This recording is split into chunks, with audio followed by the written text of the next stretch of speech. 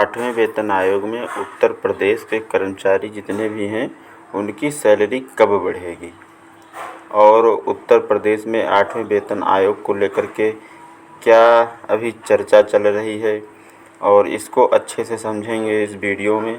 8 पे commission UP में कब बढ़ेगी कर्मचारियों की सैलरी और क्या है उत्तर प्रदेश गवर्नमेंट का प्लान, ये सब कुछ इस वीडियो में आपको समझना है।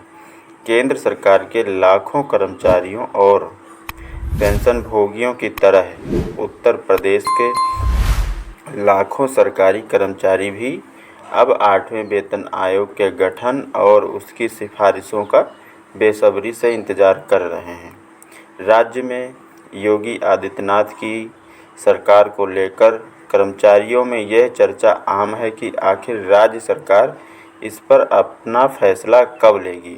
हालांकि अभी तक सरकार की ओर से कोई आधिकारिक घोषणा नहीं हुई है, लेकिन पिछले वेतन आयोगों को जो पिछले वेतन आयोग थे उनके इतिहास को देखकर भविष्य की संभावित तस्वीर साफ की जा सकती है और वो जो पिछले आयोग थे उनके बारे में भी इसको अच्छे से समझेंगे।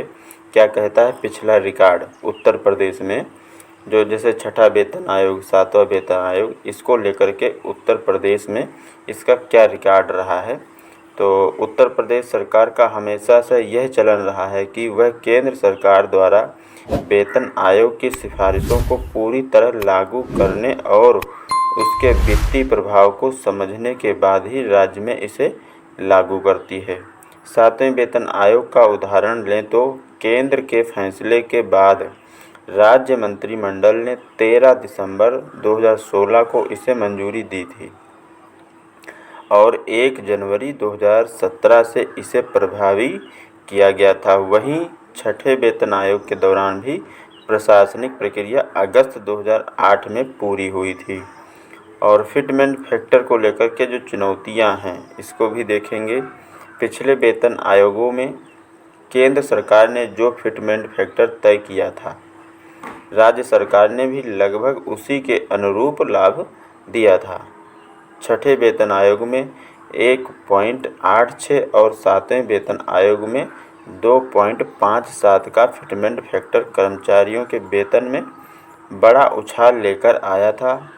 अब उम्मीद है कि 8वें वेतन आयोग में भी फिटमेंट फैक्टर को लेकर बड़ा ऐलान हो सकता है, जिससे कर्मचारियों की सैलरी में अच्छी खासी वृद्धि देखने को मिलेगी।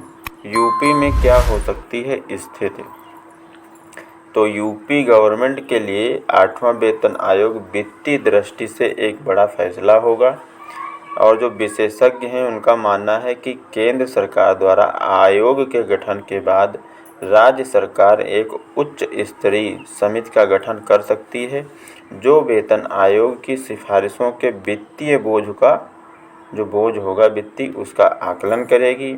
इसके बाद ही मंत्रिमंडल की मंजूरी और औपचारिक अधिसूचना जारी की जाएगी। फिलहाल यूपी के सरकारी कर्मचारी और पेंशन भोगी केंद्र सरकार के अगले कदम पर टकटकी लगाए बैठे हैं। अभी किसी भी निश्चित तारीख या फिटमेंट फैक्टर का दावा करना जल्दबाजी होगी। सरकारी विभागों की ओर से जब तक कोई आधिकारिक आदेश या शासनादेश जारी नहीं हो जाता तब तक किसी भी तरह की अफवाहों से बचना ही उचित है।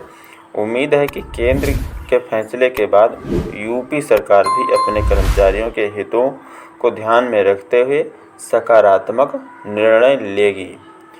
तो अभी फ़िलहाल कुछ कहा नहीं जा सकता है और पिछला रिकॉर्ड अगर देखा जाए तो उसी के हिसाब से यहाँ पर 8वां वेतन आयोग भी होगा।